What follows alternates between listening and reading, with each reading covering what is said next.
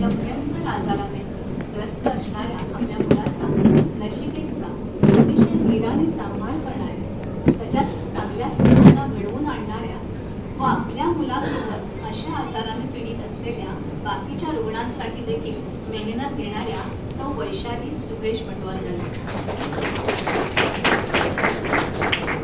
नचिकेत हा जन्माला आल्यापासून सेरेब्रल पाल्सी या गंभीर आजाराने ग्रस्त होता.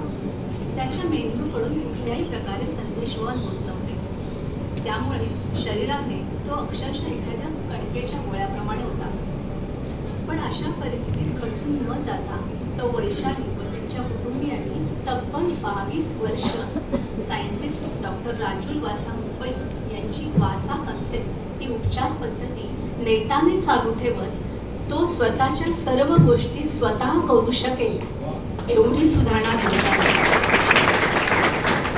22 वर्ष हा काळ सहनशक्तीची परीक्षा बघणाराच होता.